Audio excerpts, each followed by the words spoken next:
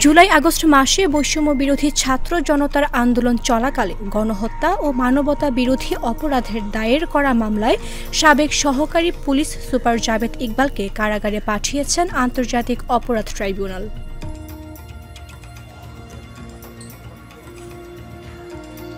প্রসিকিউশনের করা আবেদনের ওপর শুনানি নিয়ে মঙ্গলবার আন্তর্জাতিক অপরাধ ট্রাইব্যুনাল এই আদেশ দেন।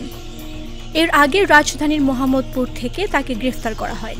এর পরপরই তাকে ট্রাইব্যুনালে হাজির করা হয় বলে গণমাধ্যমকে জানান প্রসিকিউটর গাজী এম.এইচ. তামিম। তারও আগে আজ দুপুরে আন্তর্জাতিক অপরাধ ট্রাইব্যুনাল তার বিরুদ্ধে গণহত্যা ও সহিংসতার অভিযোগে গ্রেফতারি পরোয়ানা জারি করে। তারই ধারাবাহিকতায় তাকে গ্রেফতার করে আদালতে হাজির করা হলে তাকে কারাগারে পাঠানো হয়। জানা গেছে, ছাত্র জনতার অভ্যুত্থানের সময় জাবেদ ডিবির সহকারী কমিশনারের দায়িত্বে ছিলেন। এ বিষয়ে দ্রুত আন্তর্জাতিক অপরাধ ট্রাইব্যুনালে শুনানি হওয়ার কথা রয়েছে।